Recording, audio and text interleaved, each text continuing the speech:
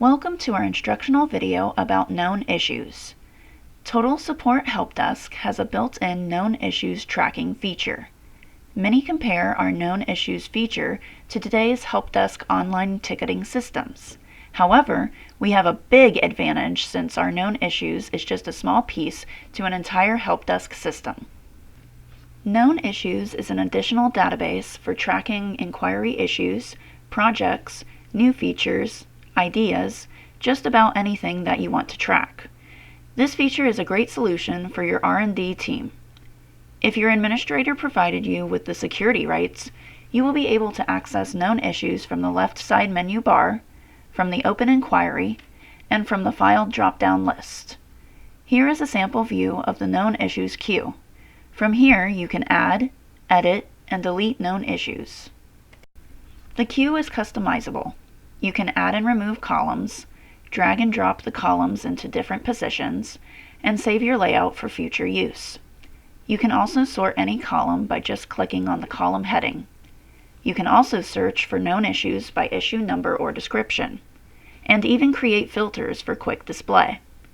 By default, all open known issues are displayed for the user that is logged in. Here you can add new known issues by clicking on the plus icon. You can edit an existing known issue by selecting a known issue and clicking the pencil icon, or double-click to open. To delete a known issue, select a known issue and click the trash can icon. Remember, once deleted, it is gone forever. You can refresh the queue by clicking on the circle arrows icon. You can also select and print a report of known issues. If you want to narrow the report, we suggest you create a filter. The report will include all items in the queue. To change from just your known issues to view all known issues owned by other users and departments, click on the People icon. You can also select what type of known issues you would like to see. These colorful icons represent a specific issue type. The red ladybug represents a bug defect. The purple wand represents a wish idea. The yellow hammer represents an enhancement. The light blue box represents documentation. The dark blue eye represents information. And the green question mark represents other. Issue number is selected by default from the application. You can change this to description and do a quick search for a known issue.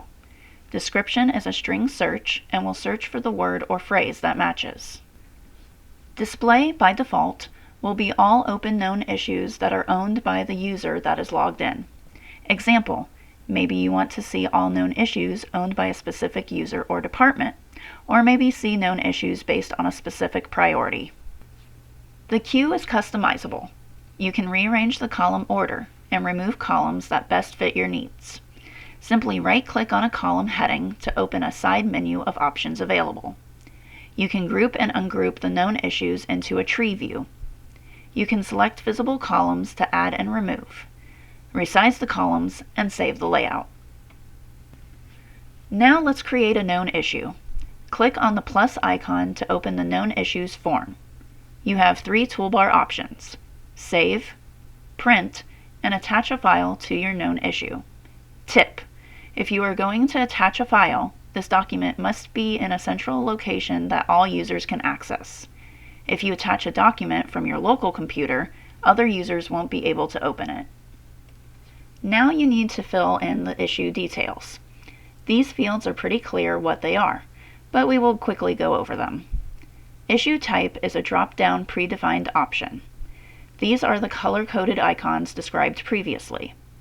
Category and products are also predefined options set up by your admin user. Flag is an optional field giving users a more visual idea of the status of the known issue. Description should be unique, so when searching or creating reports, they can all group together. Example, we always start our descriptions with the product name. This way we can quickly sort and find all issues relating to the product. Status is a pick list of options. This field has its own property settings. A user with admin/supervisor rights can edit and set options of all pick list fields. Priority is predefined by your admin user already. Tip: discuss with your admin about creating a specific set of priorities for known issues. Example, KI high, KI medium, KI low, etc. Created by is the logged in user, as well as the created on date and time. Owner, by default, will be the logged in user. If you have the proper security rights, you can refer the known issue to another user or department. Completion details was designed for your R&D team. Here, they can use this section to estimate their time for projects. The estimated effort field is a pick list you configure. Example, you may want to add options by hours or day. Estimated completion date is when you plan on completing this project. Actual completion date is when the project was completed, and completed by is the user that completed the project. Version details is for items that you track by version numbers. This is a great section to enter what version a problem was reported in, and, once resolved, what version it was fixed in. Notes section. Here you have 4 tabs you can add notes. The tab labels can be changed in configuration. Example, maybe you want one note tab to be dedicated to your research team so they can document their steps. Furthermore, one could be developer or even release notes. Attachments are any files that have been attached to the known issue. Once you have completed your known issue, click the OK button to save. This will return you to the main known issues queue. If you click the Cancel button at any time during your open session, this will revert all changes back to the previous state. And, if this was a new known issue that you cancel, the unique number issued when you started will be deleted from the system. You will not be able to recover any system-generated numbers once they have been issued. Please keep this in mind to avoid a gap in numbers. Now, let's access known issues from an open inquiry. Known issues accessed through an inquiry is designed as search and view. Anything you add, link, or edit is actually being updated directly in the main known issues database queue. So keep this in mind when you are opening an issue and making changes, or adding a new issue. What you can do in known issues will be determined by your HelpDesk security access rights that your admin user gave you. At minimum, you will be able to search and view as read-only. From the Open Inquiry, click on the Known Issues button located on the right side center panel. This will open the Known Issues search window. By default, the search field, category, and product fields will populate from the inquiry fields. The status field is the known issue status, and not the inquiry status. If no results are returned, or nothing matches your search, you can change the search for value, along with the category and product. We would recommend using the wildcard ANY for category, product, and status. If someone else created the known issue, they may not have used the same values. The search value is a string value, reading left to right.